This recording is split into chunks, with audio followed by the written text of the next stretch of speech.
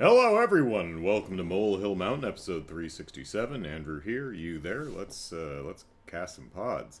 So, the first thing I would like to talk about tonight is Prince of Persia: The Lost Crown, a Ubisoft exclusive. First thing I think is worth noting is that Ubisoft copyright claimed my 5-hour live stream from the other week on the grounds that 90 seconds of background music that appeared twice throughout the stream. So that's 3 minutes of infringing content in that 5+ hour stream.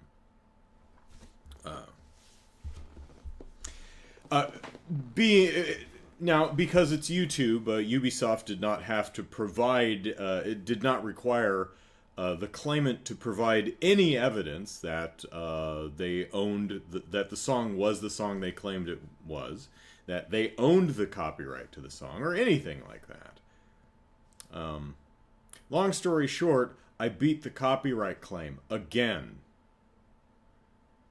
I shouldn't have to waste my time doing this shit. Lord knows they don't.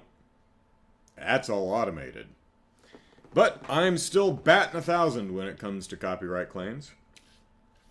I've been doing YouTube for, I don't know, nigh on 15 years now.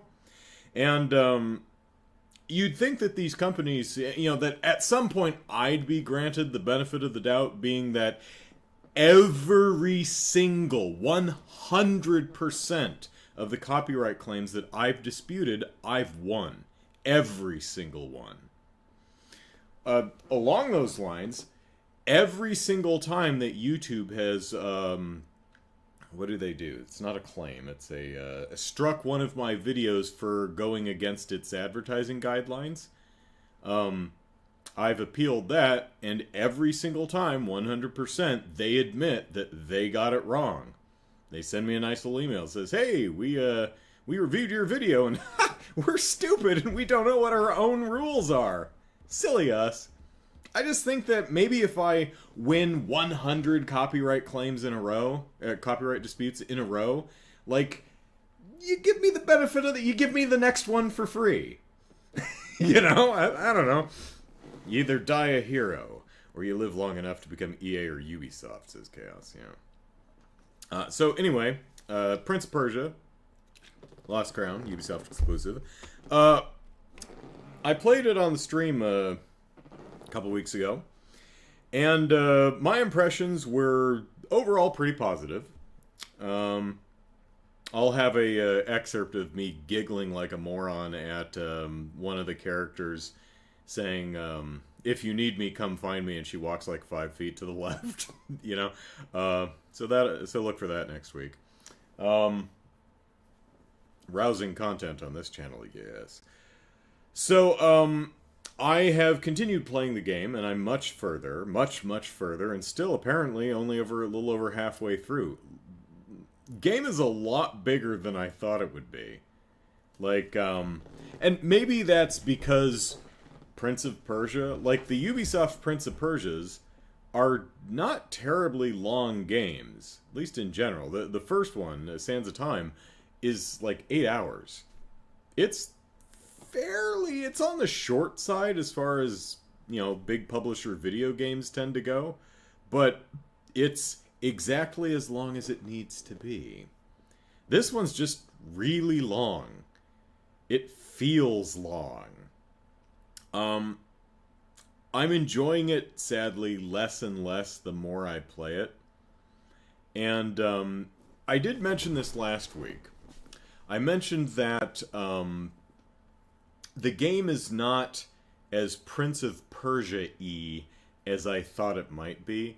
And what I mean by that is the Ubisoft Prince of Persia games are typified by, they're very linear adventures. You go from point A to point B, and it's figure out how to navigate all the traps and whirly saw blades and spiky bits, wall run, flip off the pole, land on a column, shim up the thing, jump off, grab the thing, get up. It's an obstacle course. That's not what the Lost Crown is, for the most part. It's a Metroid-like, or metroidvania, if you prefer.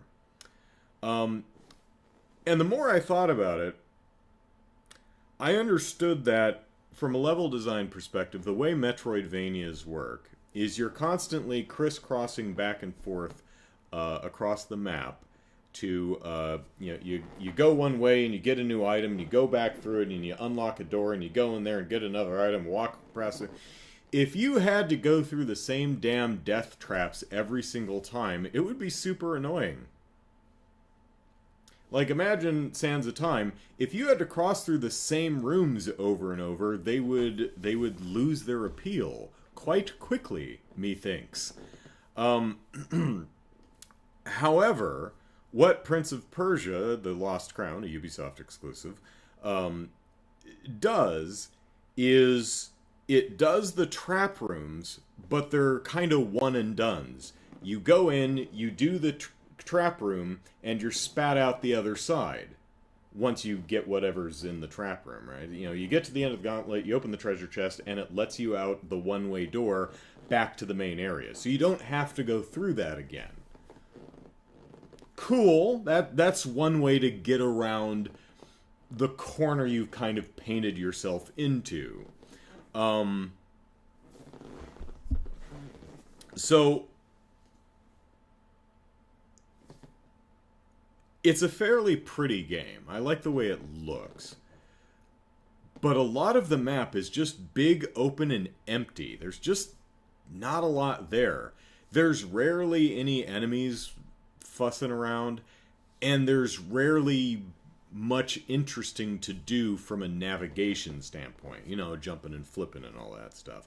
And in fact, the trap rooms that I just mentioned don't really come into play until about halfway through the game, when you have a good chunk of your arts or technique loadout, your special tools, you know, your double jump and your dash and different things, right?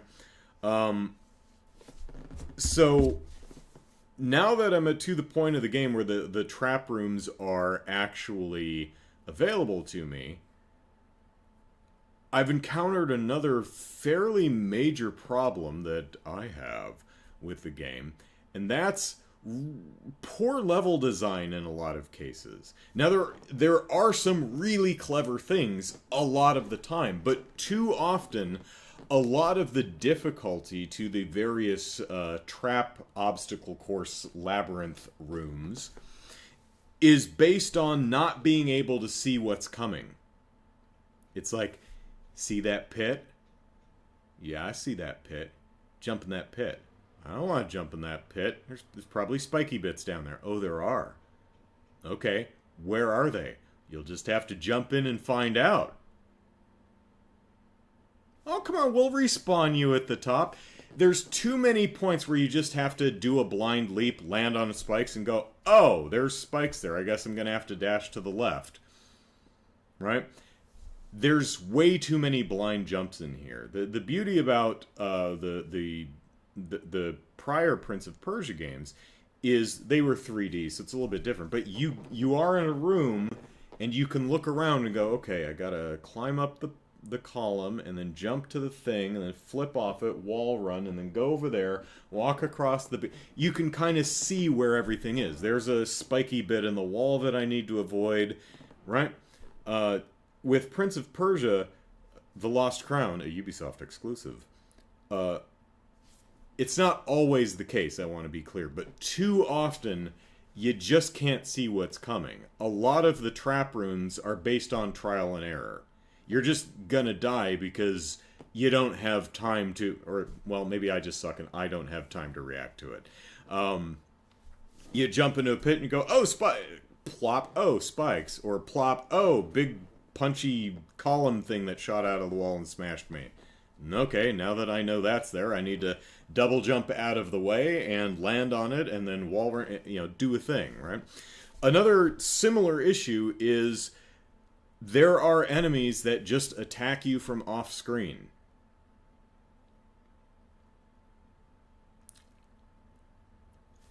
To be clear, there are audio tells and there are visual cues. It's not like it's, like, impossible or even overtly difficult. It's just annoying. I don't like getting shot from off screen. It's annoying. Yeah. So, last week I talked about Prince of Persia Lost Crown Ubisoft Exclusive, and said that what did I say? Oh, I said it was an average Metroidvania. It's just kind of okay. My estimation of the game has gone downhill a little bit. To the point where there's been a couple instances where I've considered not finishing the game. Gasp. But it's like, I kind of want to see some other bits. Some of the collectibles are completely pointless. For some reason, you're picking up trash off the ground, and some of it is and all of them have little flavor text, right? And some of them are like one sentence. It's like, you found a wooden duck. Whose wooden duck is this? I don't know if there actually is a wooden duck, but sometimes there's just some weird shit, and it's like, why am I don't... Why would Sargon even give this, the protagonist of the game, why would he even give this a second glance? What I'm getting at is none of the flavor text is interesting. This would be fine if the flavor text was interesting. Almost none of it is. Like the one or two sentence ones are usually just, okay, I just picked up a thing off the ground, stuffed it in my parachute pants, cool. Some of them are like multi-page screeds, and they're all really boring. There's a couple that had some interesting stories in them, but most of there's also some reliefs that you can, little stone things that with writing in them, and some of them are super long, and almost none of them are remotely interesting.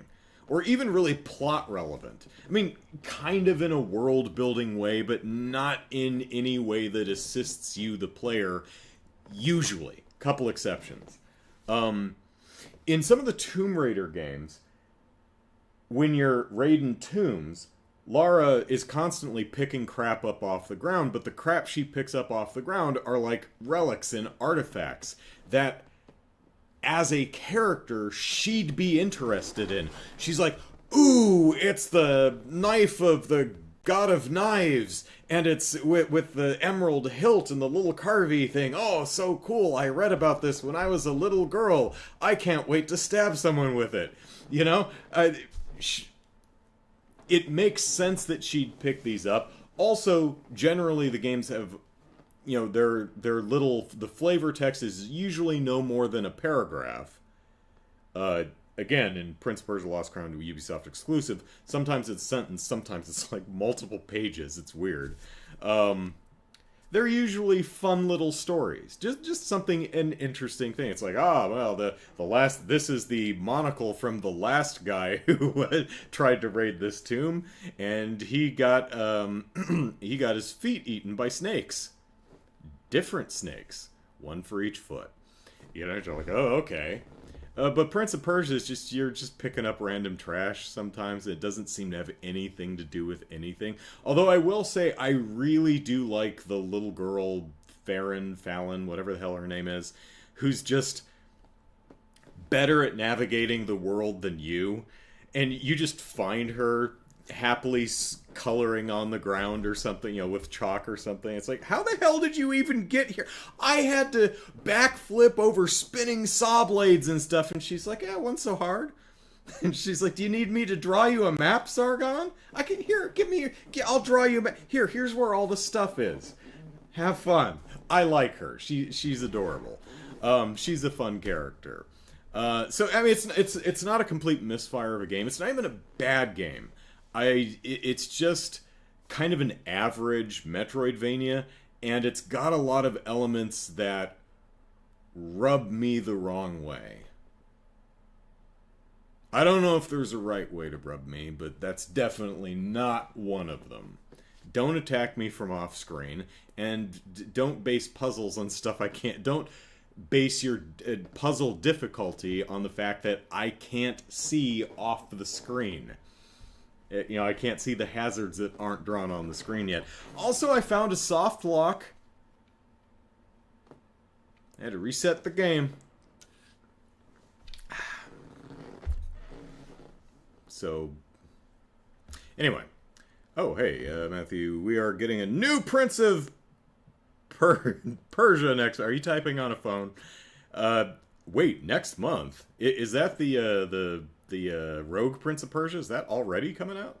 Wow. Yeah. Cool. And for anyone who doesn't realize that why I keep saying a Ubisoft exclusive, it's because it says that on... Does it say it on the box? Let me check. Yeah. I'm sorry, Ubisoft original, not exclusive. I don't know how well you can see it, but yeah, it's right there. So it's like part of the title. Not only that, but it's literally... do I still have the... Yeah, see, it's literally... A Ubisoft original is literally part of the logo. So, I just find that really funny. Okay. Oh, it's Steam Early Access already. Wow. How about that?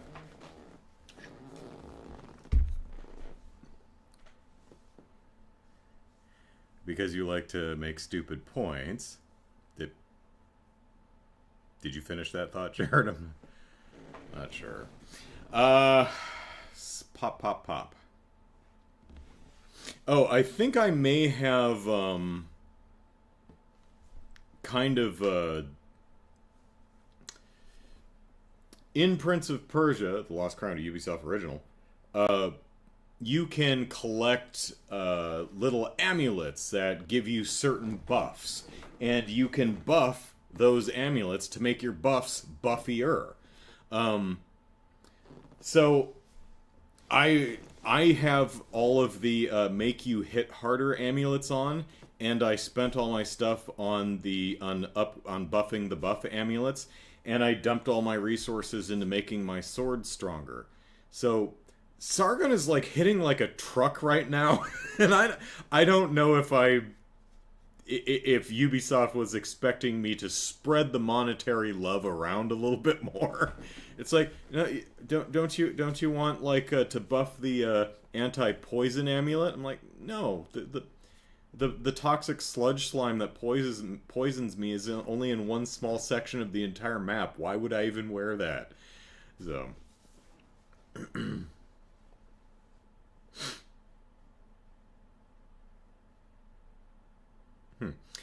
Alright, so now let us talk about Stellar Blade. It's a blade, and it's stellar. What I'd like to talk about is the marketing, which I've found aggressively odd. I spoke a little bit about the marketing of the game back several weeks ago, back before the demo was released. At that time, we had little more than the original 3 or 4 minute trailer from a couple of years ago, back when it was called Project Eve. Then we had that like 6-minute story and gameplay trailer that Sony showed off at State of Play earlier in the year, which is where most of us got our first good look at the game. And pretty much everyone said, ooh, that looks neat. And from then on, we were just kind of waiting for a demo to drop to see if the game played good. And in the meantime, really all we had to go on was the StellarBlade.com website, which had the State of Play trailer, but it also had about 24 or so images from the game. And a few weeks ago on the podcast, I showed off some of the images because I think they're really funny. The way Press Up something, the company that's making the game, the way they're posing their characters for the portrait shots is weird to me. Every single shot of the characters in the game has their mouths hanging slightly ajar. Most of them are, like, especially the ones that are meant to be, like, character portraits, Their head is tilted slightly down. They've got this kind of glassy-eyed stare, and their mouth is hanging slightly agape. All of them are doing that.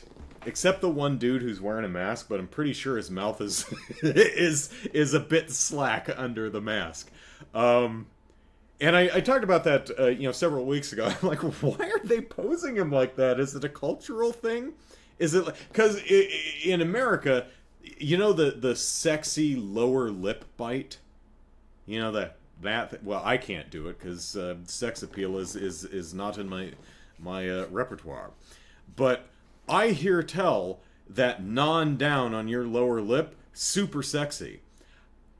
I think it looks stupid, but in most places in America, that's telltale sign of someone wants to knead your buns. So maybe in South Korea, indistinct glassy-eyed stare with a slightly agape mouth is like the Korean equivalent of the bottom lip bite. Maybe it's a sexy thing and I'm just immune to all things sexy or ignorant of all things sexy and I just don't get it. Maybe that's the case. So we all had a good laugh, went on with our lives. The demo came out, a bunch of people played it. Pretty much everyone said, hey, this is a lot closer to Sekiro than I was imagining, and seems like it's going to be a fun game. I just hope there's a cat in it somewhere. After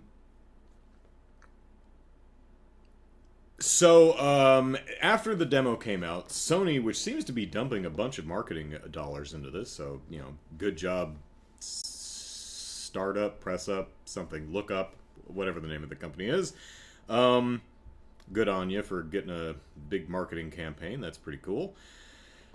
I don't know what they're doing with, billboards or banners or television commercials. Is TV still a thing? Do they even have TV anymore? Is that a thing? I don't know. But there's a lot going on the YouTubes, the tubes of you. And the first thing that they came out, once the demo came out, they started their marketing blitz. And they started out with a series of character vignettes, which, I know I'm going to be critical about the marketing, because I don't get it. That seems like a pretty good place to start. We have the big trailer that shows off a bunch of story and gameplay. That's the other thing you have in games. Then we've got the demo, which people have been playing. So what do? Well, let's make a few bespoke videos that highlight the individual characters that populate our world. Shift up. I knew it was that direction. I don't know what we're doing in that direction, but thank you, Chaos. So the first character vignette was for Eve, our catsuit-clad main protagonist lady. It's a 30-second spot, and there's a dialogue exchange that kind of gives the general premise. It's like, you're a super soldier and you were bred to just kill these things. And she goes, yes, that's my job. Dull, kind of glassy-eyed stare with her mouth kind of agape. And then a little bit of gameplay and that's it. And I thought, well, I mean, I would have liked a little bit more to kind of get a sense of who Eve is, other than she's that person. And she's here to destroy monsters. Which, good enough, but let's see what the rest of them have. So the next one is Tacky, I guess, who is the bit perturbed-looking one who yanks Eve out of her gooey pod thing at the beginning of the demo. This is another 30-second spot, which tells you nothing about the character other than she is there. Okay, seems like kind of a missed opportunity. Also, I don't know why we're doing 30-second spots. It feels like they think that this is terrestrial TV and you only have 30 seconds for your commercial. No, it's a YouTube video. You can have it be as long as you want. Now, for a character vignette, you probably don't want it to be longer than 80 seconds or even a minute, but 30 seems to be a bit short. However, the next one was for Lily. And this is a really good one, I thought. You get who the character is, what her personality is in, a very short 30 seconds. She's clumsy, she's excitable, she's the person who creates all of your neat little weapons and upgrades. Okay, I know who Lily is. I have a sense of her, not just her role within the game, but her personality. Good job. Then we move to the next character vignette, which is Adam, and much like Taki, Adam is in the game.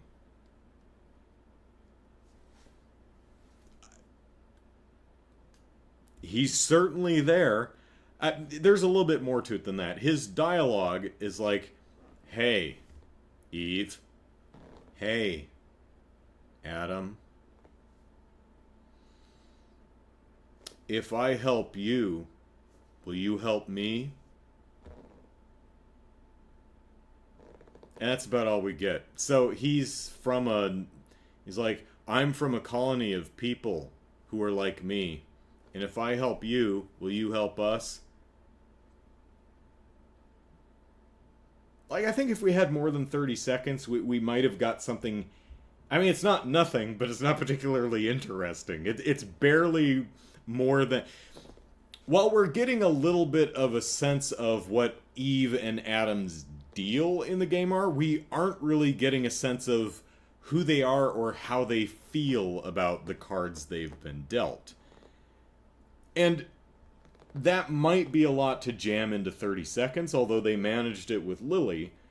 I don't think they did very well with the majority of these character vignettes. I think it's a right idea, but I think they're arbitrarily too short, and I don't think they're focusing on the right things. For me, and I'm certainly not a marketing person,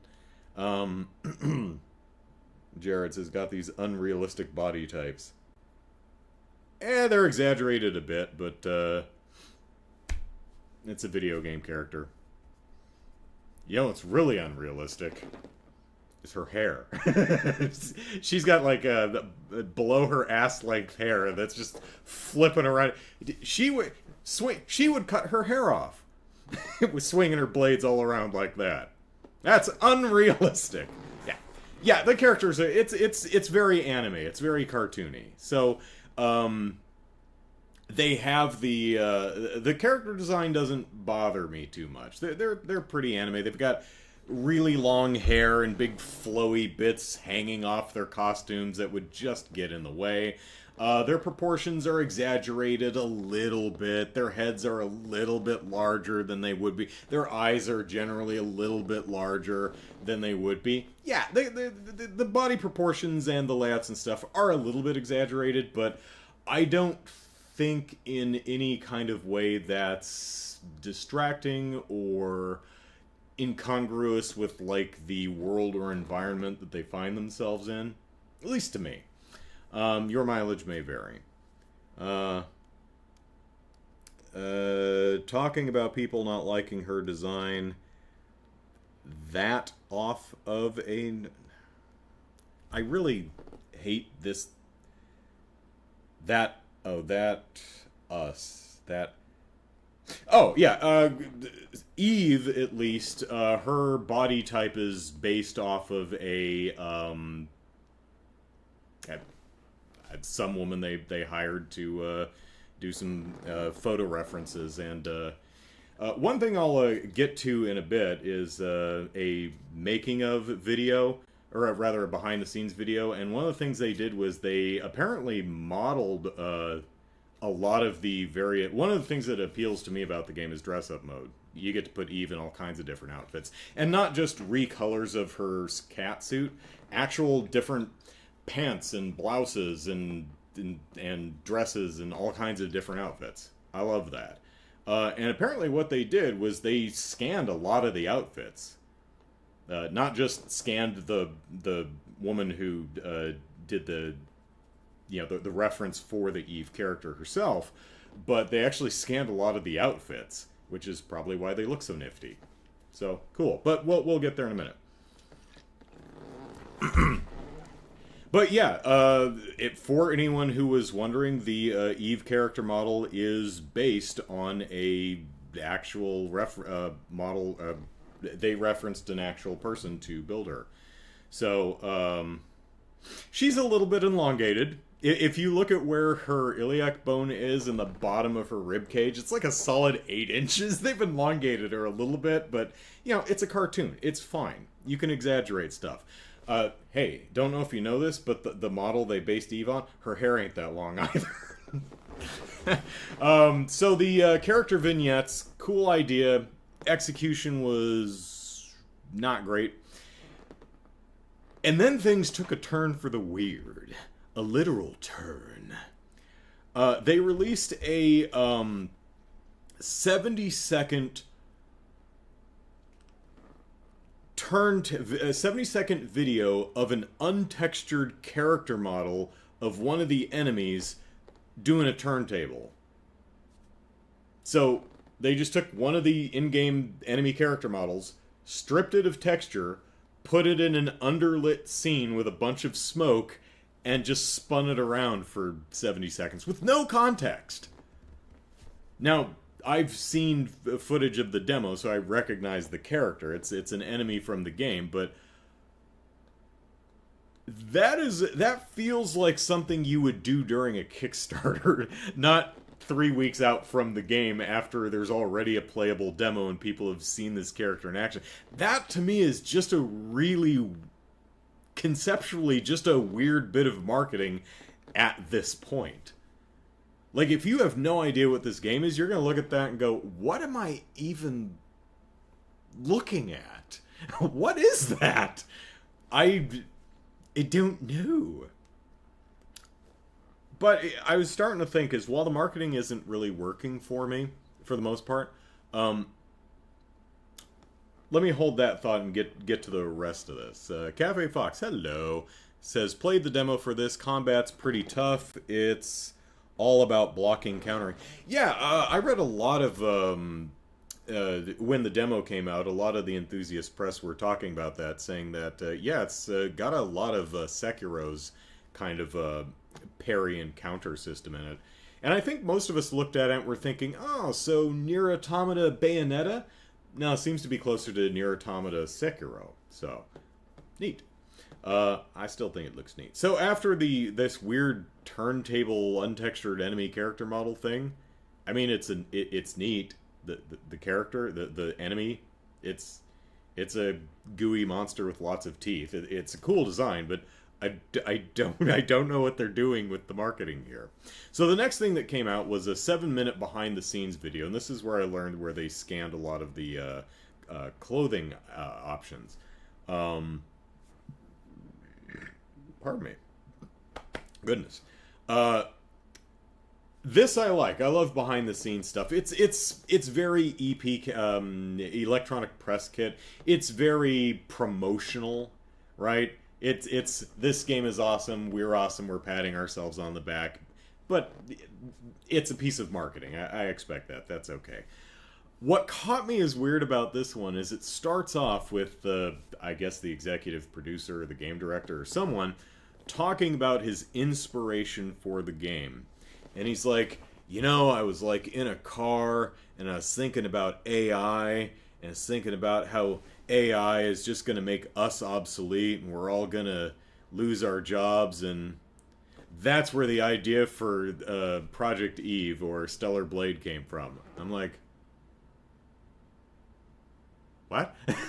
He's like, because in Stellar Blade, a bunch of aliens invade Earth and all the people run away. I'm like, I mean,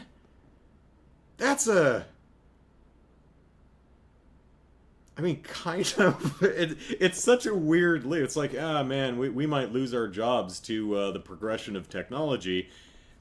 I think I'll write a story about that, where aliens invade and force us out of our homes.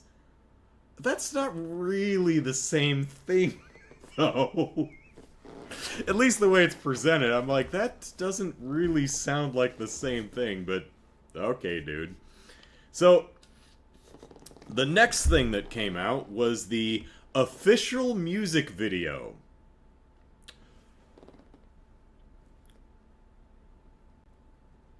If you didn't read the video title or description, you would have no idea that this had anything to do with Stellar Blade. I would imagine that there'd be like, you know, like the performer, the singer, the BB, I think her name is. If I'm remembering right, I didn't actually write that down. You'd think she'd be wearing Eve's green and silver catsuit thing, right? No. You'd think the video might be intercut with clips from the game. No. You'd think the lyrics would name drop Blades, Stellar Ones, or Eve, or something to do with the game. As far as I can tell, it doesn't. And she's South Korean. She's singing in English, at least mostly. I don't think she's saying anything about the game. It's singing about kind of like empowerment and like, I'm an awesome tiger person and I will punch you in the face if you get all up in my grill and such. That kind of a thing, but I mean, she dresses ostentatiously, but not in the same way that the woman in the music video. She dresses ostentatiously and flamboyantly, but not in the same way that Eve does. It's a different... It's not just a different costume. It's a completely different style. She's got like a nose jewelry, but not like a stud. Like there's a small face hugger that's trying to impregnate her with an alien xenomorph, but it can't quite reach all the way around her head. It like a little baby face hugger. It's like, I can't reach.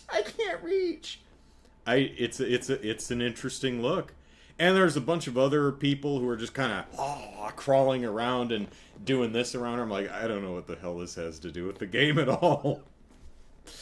You would think that the song itself would have been heard in some of the marketing. Nope. Nope. It almost feels like... Now, to be fair, again, the flamboyance of the costuming and bit of a rundown future aesthetic with the set design is somewhat similar to what we're seeing in the Stellar Blade, at least the demo areas. But man, if you didn't read if it weren't for the splash screen at the very end that says Stellar Blade coming out April whatever, you would have no idea. And I'm thinking, like, I think you could tie that in a little bit better. You know, but that's me. I've always had problems with the official music video of the, like, I mean, at least Kiss from a Rose, it may have absolutely nothing to do with Batman, but at least what's-his-face who sang that song was, like, standing on the roof of the Gotham PD next to the bat signal, so you could at least tie it into the movie that way. So after the official music video...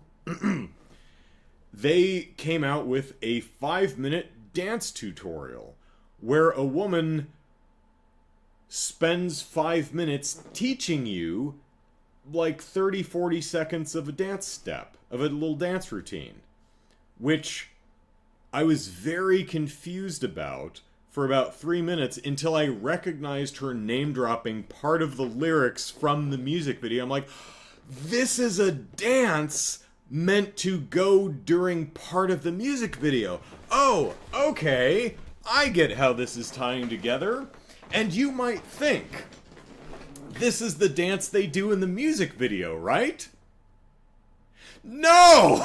This dance does not feature in the music video at all. It has nothing to do with it. I mean, it's a nifty dance. She dances good and she instructs dance good. And the whole idea of that was apparently to, now that I've taught you to do the dance, film yourself doing the dance and, you know, post it on Twitter and hashtag Stellar Blade or something. Okay, I see what you're doing. That's thinking outside the box. That's fun, but Still, and then they posted a standalone 40-second video of this woman just doing the dance. I might have put those in the other order, but yeah, okay. And then they came out with a 40-second video. I don't know why these are so short. Of beta skills. What are beta skills? I have no idea. I might know if I played the demo, but watching the beta skills video, I have no idea what beta skills are. It doesn't communicate. I assume they're just Eve's special moves. The video is... I don't know what beta skills are, and the video ain't helping. I mean, it's, you know, it's 40 seconds of Eve, you know, smacking monsters in the face with her feet. It's cool. But it's like... Do you want to, like, let us in on, like, what the game mechanics are? Is there anything that differentiates beta skills from just special moves? I mean, is it just, you know, square, square, square, circle? Is that the I don't know. This is just weird to me. And then the last thing is a making of the music video where the performer just talks about how inspired she was by the game to write a song that doesn't seem to have anything to do with the game at all, but I was inspired by the money that they gave me to do. I have no idea. I mean, as far as a little making of, again, very EPK. It's not that, and it's very promotional, but you get a few interesting behind-the-scenes shots, and the performing artist, whoever she is, she seems nice. So, Stellar Blade's marketing for me has been very odd, to say the least. Not bad, not wrong-headed even, just odd. It's confused me. But I was thinking about Chicago, hello. But I was thinking to myself, you know, I saw, you know, after seeing the 6-minute presentation at the State of Play, I was like, yeah, that looks fun. If I had a PS5, I'd quite consider picking that up. That looks like a blast. Kind of depend on the reviews, but the demo impressions are very, very strong. Looks like the game's gonna be quite fun. And it's got dress-up mode in it. What's not to like? She's got full-body jiggle physics. It's like, oh, we're gonna give her jiggle physics. Alright, I'll get that torso a-jiggling. No. Jiggle the entire thing. I love her run animation. She pitches. She does kind of a ninja run, you know, the swept back arms thing, but she pitches forward at almost a 90-degree angle and arches her back and sticks her ass out as she runs. It's the funniest fucking thing. Oh, I love the anime. Oh god, this game looks fun. I don't have a PS5, so I'm just going to have to enjoy it vicariously through everyone else, but. The game does give me a laugh, but the point I was trying to make, poorly, is I saw footage of what I want out of a game, and that's game. So it's probably okay that the current marketing push is not speaking to me, because I'm about as sold as I could be at this point. Game looks awesome, you know? So they don't need to sell it to me any harder, right? I'm already on board. Again, don't have a PS5, but I'm already on board. I think it looks nifty. So it's probably a smart approach to think outside the box and try to appeal to people who are not me. People who weren't sold by the initial presentation or perhaps the demo. Maybe there are some really weird people who are sold by very short, insubstantial character vignettes, or turntables of untextured character models, or completely unrelated music videos. Or people who like to dance. I don't know.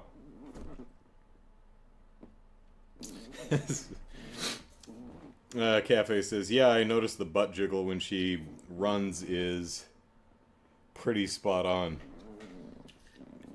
Yep. I like my favorite instance of jiggle is the tremor that runs up and down her legs as she stomps as she climbs a ladder. I also love the way she slides down a ladder, just this impractical gravity-defying pose. It's so damn funny. Oh man, I hope I have a PS5 at some point because I think this game will be a laugh.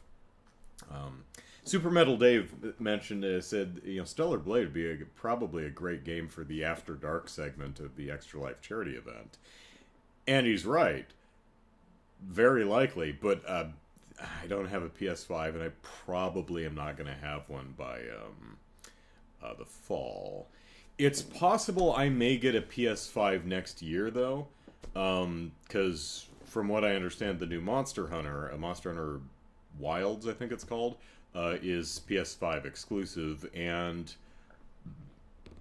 probably, I'll wait and see, but there's a good chance that I'm going to be like, ooh, Monster Hunter, I must have. Unless they do something, like, radically weird with Monster Hunter that I find off-putting, like it's a live service game or something like that, I'll probably have to, get a PS5. Of course, if I get a PS5, I'm probably going to have to get a new TV, and if I get a new TV, I'm probably going to have to get new connectors. I'm going to have to get a new switcher box, because, oh god. Yeah. That's an investment. But, I have Patreons, and I have a new, better-paying job, so that's doable. I also need a new camera, because mine is breaking. The little joystick on the camera that allows me to select options and modes and stuff broke off, so it's very hard to use the camera. All right, so last topic, Ghostbusters. Wanted to see Ghostbusters, but it was double featuring with itself at the drive-in for several weeks. And I was like, you know what? They should double feature it with Kong or Godzilla Cross Kong, Godzilla X Kong, Godzilla Kiss Kong. That's what the name of the movie is. That's the official. That's how that title is supposed to be read. Godzilla Kiss Kong, The New Empire. And wouldn't you know it? This past week, they double featured the monster movie and Ghostbusters. So Tuesday, I decided I'm going to go to the drive-in, and I went outside, and my tire was flat. I mean, like, very flat. Like, I thought someone might have slashed the damn tire. It was so flat. Still not sure why it was flat, but it was also, like, 7:15 at night, so there was no auto place open, so I couldn't go to the drive-in that night. So Wednesday, take an extended lunch break. I have a little portable air compressor. I filled up the tire, drove to Discount Tire, got my tire fixed, treated myself to new windshield wipers, went home, and was getting ready to go to the drive-in when my sister texted me and said, you remembered that we're doing movie mandates tomorrow, right? And you need to watch the movie, yeah? And I went, oh, yeah. Well, I mean, maybe if I went to the drive, I'd get back at 1 o'clock in the morning. The movie's 2 hours. Yeah, okay, that's not happening. So I went on Thursday. Chicago says, I'll never understand why they double feature movie with itself. They must think that gets them more money. All it does is make me not go to the theater, because I'm not spending $10 to watch the same movie twice. Of course, what they expect is you to spend $10 to watch one movie once and then leave. Now, if they did that, but I've never seen more than like 15 people in all 3 screens, right? There's no more than like 5 people per lot, and those lots hold probably 300 cars. Like, that entire drive-in, you could probably pack 1,000 people in there. I've never seen more than like 15 at a time. But of course, I go during the week. It might be like really packed Friday, Saturday, Sunday, and so if they did like those type of double feature with itself screenings on the popular days, just so they could get more people in, that would make sense. But if it's just 15 people, man. But $10, I'm willing to drive down there and watch 2 movies. You know, $5 a pop, sure. I mean, granted, it's sometimes, especially with movies that take place at night. Like, I saw the movie 65 at the drive-in. The Adam Driver goes fighting dinosaurs. I couldn't see shit. Film's too dark. That's difficulty going to the drive-in. But also, at the drive-in, no one's ever kicked my seat. And I've never had a problem with, like, people talking or playing on their phones. So, it's a bit of a trade-off. Let's see. Cafe Fox says, somebody needs to make a giant werewolf movie and then have it cross over with Godzilla Kiss Kong. Boom! Another Rampage movie. There you go. Let's see. You also don't go while the movie comes out as well. Well, I mean, you know, this drive-in is doing current run features, so it's not like I'm waiting that long. But I mean, if Ghostbusters wasn't, I would have gone to see Ghostbusters opening week if it was double featuring with almost anything else. All right. But anyway, so I saw Godzilla Kiss Kong, and I saw Ghostbusters Frozen Empire. Both of these are empires. It's Godzilla Kiss Kong, The New Empire, and Ghostbusters Frozen Empire. So, a little phlegmy tonight. So Godzilla Kiss Kong is fine. It's fine. I enjoyed it well enough. It's got big monsters. They punch each other. Humans weren't that annoying. What I particularly enjoyed about the movie is they've really settled in on characterizations they've really settled in on Kong and Godzilla's character. They're not just big stompy monsters. They actually have personalities. And I really love Godzilla's. He is just a crotchety, cantankerous old man who constantly yells at kids to get off his lawn so he can take a nap. Like those people out there. Get off my lawn! Godzilla is just very angry all the time. It's like, do I have to punch you? And he also curls up like a kitten in the Roman Colosseum, which is hilarious. He just takes a nap in the Colosseum, which I don't know how large the Colosseum is, but I don't know if it's I don't know if they're fudging the size there, but the way Godzilla is depicted, his size, I'm like, is the Colosseum that big? I don't think he'd fit. But whatever, it's a funny visual. So he's curled up, and then he's like, my monster sense is tingling.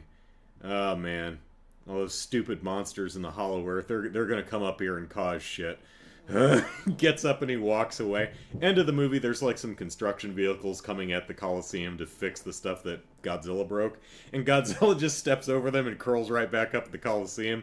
And I can just imagine all the construction workers being like, well, I guess we're not fixing the Colosseum.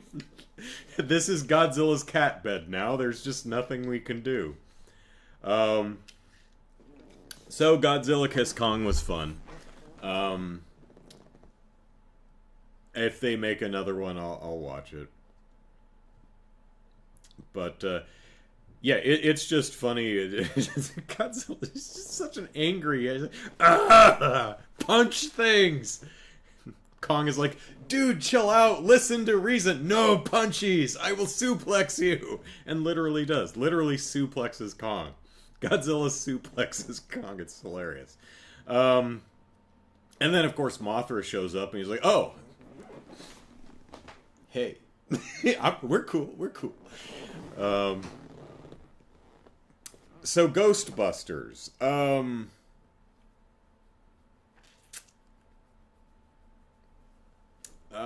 There were things I liked.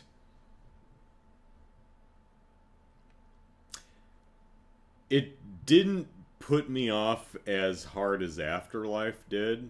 I didn't drive home sad like I did after seeing Afterlife. I was just like really sad after Afterlife. But I drove home after watching Ghostbusters 5, whatever, New Kingdom Come, Frozen Kingdom.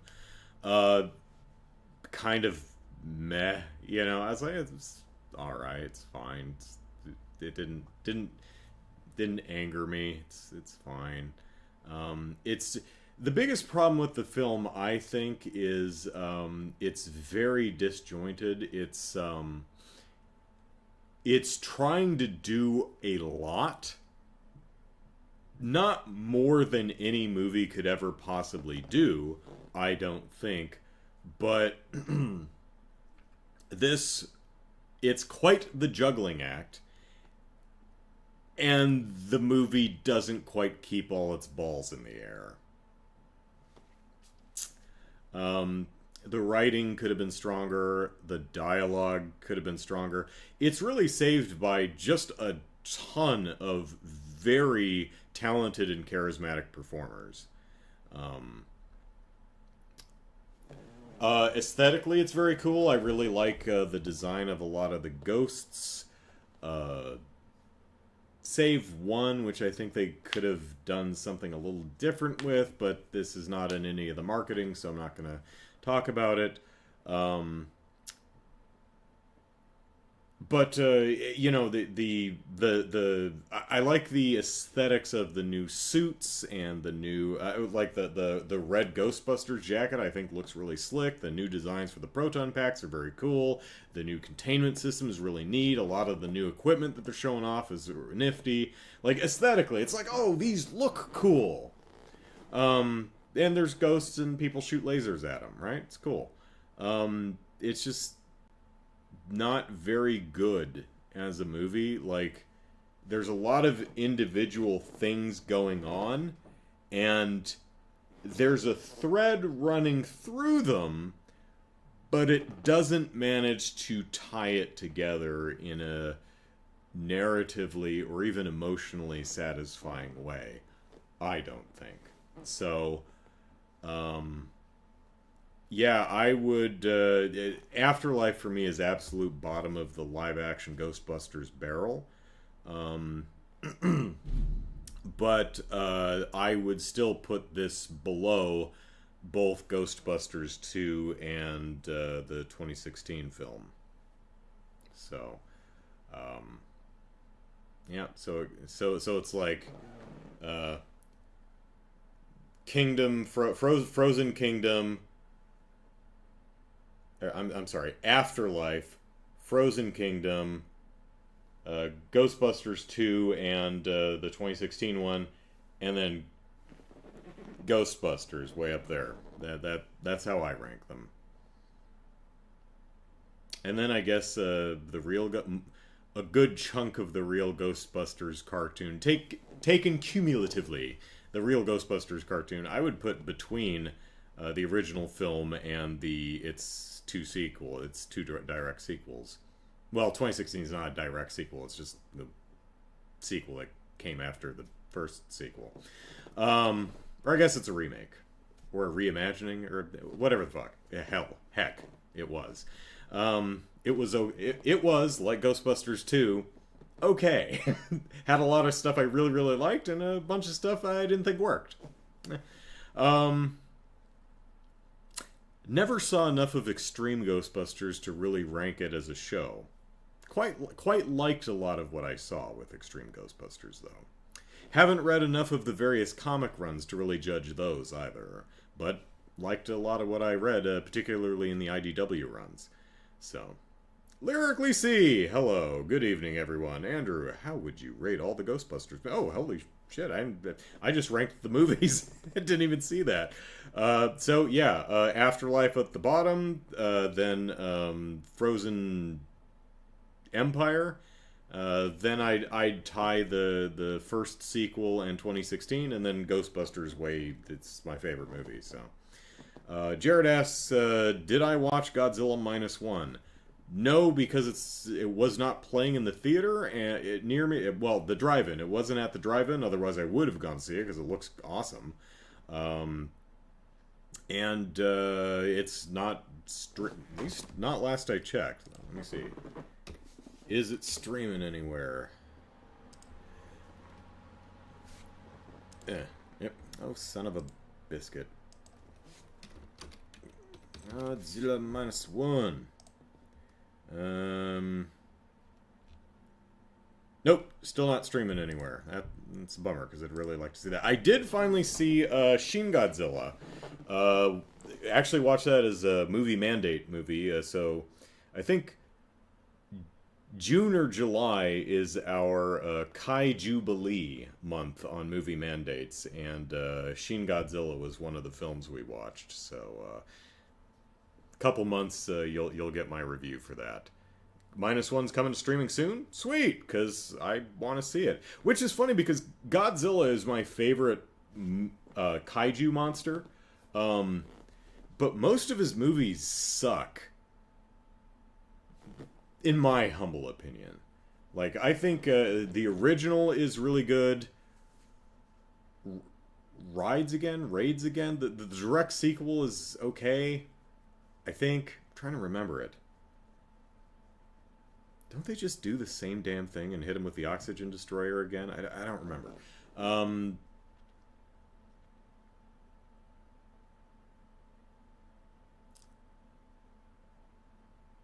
Shin Godzilla is good. Godzilla Kisses Kong is watchable. Godzilla vs. Kong was watchable. Godzilla King of Monsters, I did not like at all. That one actively aggravated me. And most of the rest of it... you know what? The Godzilla 1985 is okay. The Roland Emmerich one is watchable. Most of them, I think, are just kind of crap. You know, I love Godzilla, but most of the movies are crap. I don't really care about King Kong. But you know what? Most of his movies are really good. Like, the original King Kong is great. Even Son of Kong, which they managed to release within a year. I don't know how the hell they did that. But it's actually pretty damn good. Mighty Joe Young is not Kong, but also very good. The one they did in the 70s was pretty good. The King Kong Lives was pretty decent. Skull Island is solidly good. I quite enjoyed that. Even the cartoon Skull Island was pretty good. So, yeah. Yeah, I like Godzilla better, but Kong's got the better filmic track record, in my very, ever so humble opinion. Lyrically, see, Godzilla is ooh, May 3rd on Prime. Okay. So, a couple weeks. Sweet. I have access to Prime, so nice. I'll get to watch it. That makes me happy. This is my happy face. I am very pleased. And if I was a character from Stellar Blade, I'd be... I don't know what that facial expression is supposed to communicate, but it makes me giggle, so I guess it's good enough. Alright, so that's it for tonight. I think I need to go shopping. I think. Didn't I go shopping last night? Do I need to go shopping again? I think I do. Alright, so I'm going to go shopping. You guys have fun until tomorrow, and then we'll Sunday stream some more Trails to Azure. What are we doing? Oh, we need to... we need to make the most of our last day with Noelle. And then we need to strip her... let me find a better way to phrase that. We need to delicately remove her... well, no. We need to do our best to make sure she doesn't walk off with any of our stuff. Like quartz or items or... well, she doesn't... or accessories or, you know, the... It's like, alright, have fun, Noelle. Before you leave, take off your shoes and jacket. You don't... no, those are SSS property. Those belong here. You don't get to keep those. No. And don't you dare walk off with that Master Quartz, because Lloyd's gonna have that. So, alright, that's it. Thanks for hanging out. Gotta go shopping, so take care, everyone. Bye-bye. I'm craning my neck because my water bottle is in the way and I can't actually see where the stop streaming button is. Alright, Night, everyone.